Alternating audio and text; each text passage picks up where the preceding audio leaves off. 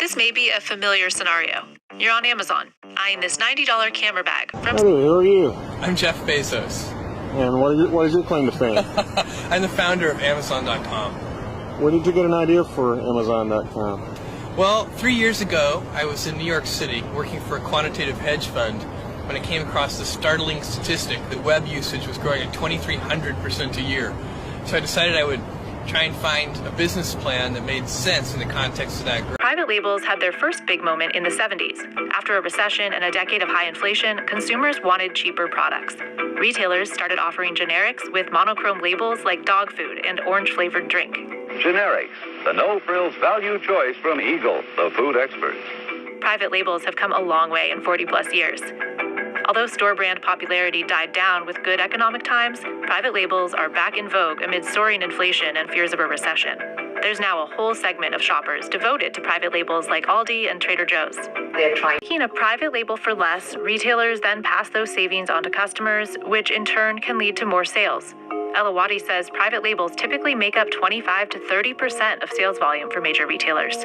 Across grocery, household, and health and beauty items, a whopping 77% of Aldi's sales are from private label items, followed by Trader Joe's at 59% and Wegmans at 49%. Costco is at 33% and Target 15%. Amazon is significantly lower at just 3%, although its Amazon Basics brand came in third for fastest growing private label.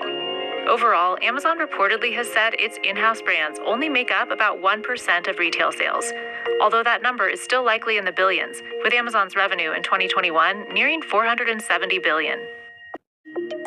On the flip side of big sales for an Amazon-owned product is the potential for it to take sales away from the product it resembles. Amazon, eyeing this $90 camera bag from San Francisco startup Peak Design. Probably our best-selling bag of all time. Before you hit buy now, you notice a similar listing for a third of the price. You don't have to pay for all those needless bells and whistles, like years of research and development. To it. Amazon has a huge advantage over its competitors because it runs the marketplace and it has access to all the independent seller data, like, hypothetically, what bag is proving popular. Pulls down its Amazon batteries, Amazon Basics product. It's just doing too well.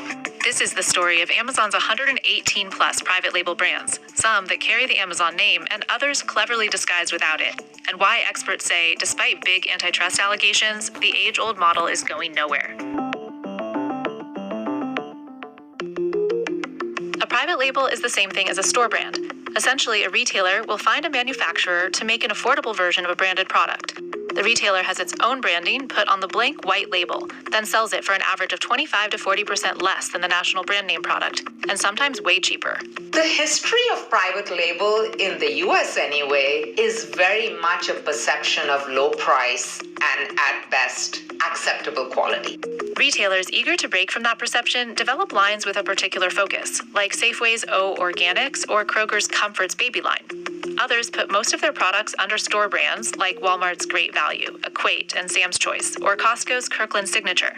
In other cases, store names double as brand names, like CVS and Trader Joe's. For Amazon, there's likely a reason some of its 100-plus brands carry its name and others don't. Their first initiatives in private label did all have the Amazon name on them.